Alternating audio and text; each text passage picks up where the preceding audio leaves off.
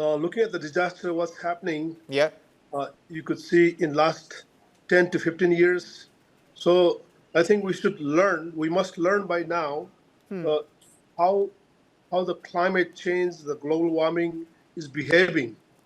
But I think when I look at this, the governments, I mean, our governments, Indian governments, maybe not listening enough. So we need to change the pattern of our development, so-called, bringing the prosperity with the hydro energy and all of those.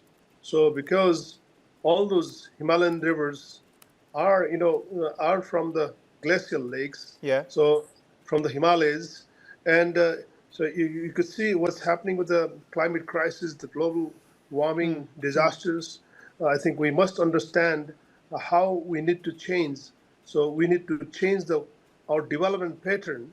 So make sure so our rivers are looked after. When you look at those Hindu Kush Himalayas, Yeah. they are the lifeline of over 1.6 billion population by now. Okay, those are the lifeline.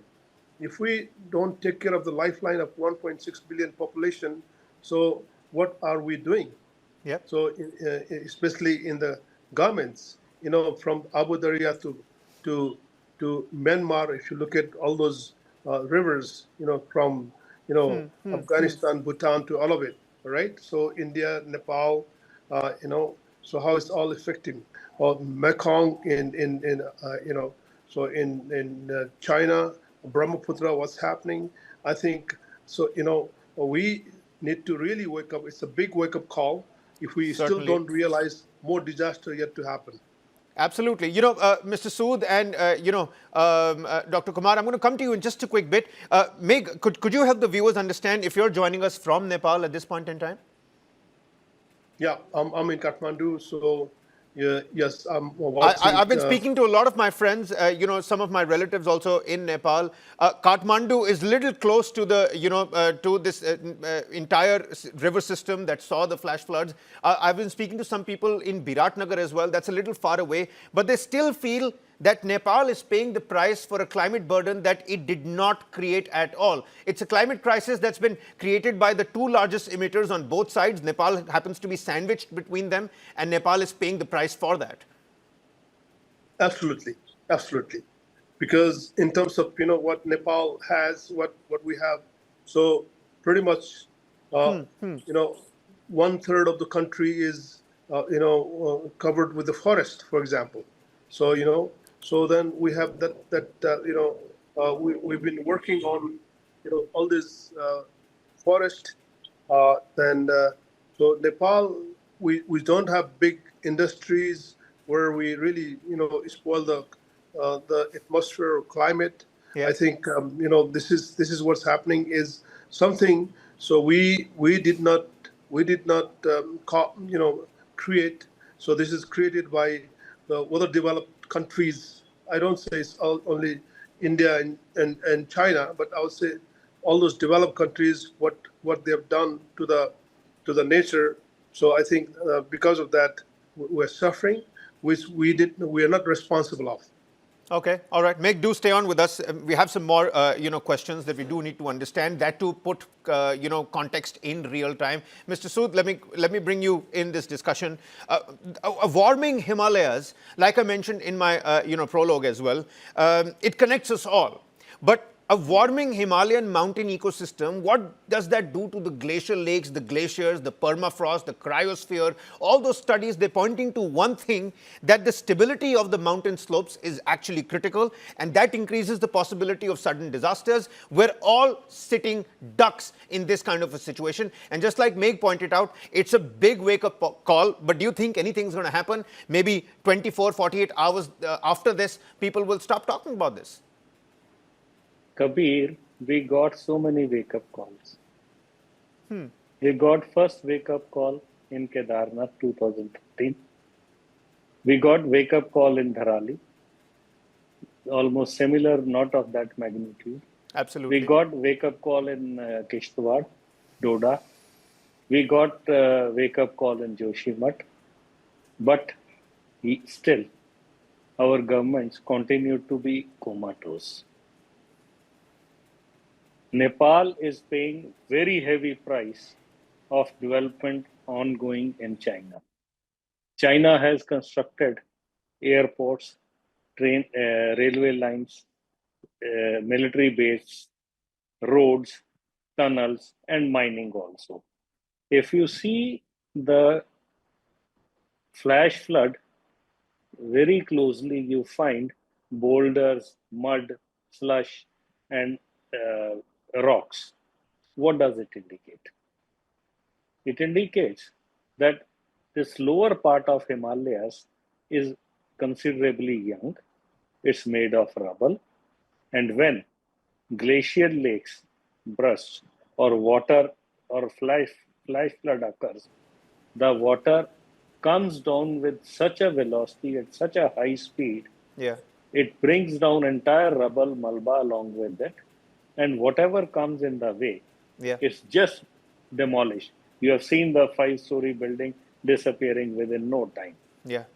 So we as group of nations, not only, I don't say that India or China, India, China, Nepal, Bangladesh, Pakistan, all need to sit together and think through that how to stop this massive devastation and massive infra projects so that the sanctity of Himalayas is maintained, the risk factors are reduced. Otherwise, you know, if the way things are going on in isolation, everybody is claiming to, you know, for the defense purposes, they need to develop this area. I was asking myself a question. In recent Iran and America war, we have not seen artillery moving. We have not seen Air Force moving. We have seen drones flying, missiles flying. Then where is the question of developing this area for defense purpose? We have also added, as India, we have also added to the burden by 100%. developing Char Dham Road, ill-conceived idea. We are also constructing. Why? Why can't we, as nations, sit together, discuss, and protect the area instead of damaging further? The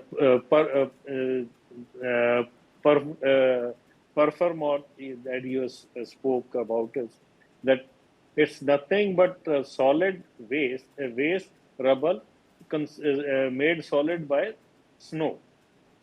Now that they consider as foundation. With the climate change and heat, rise in temperature, the snow starts melting. So basement is gone, foundation is gone. The moment foundation is gone, everything comes down.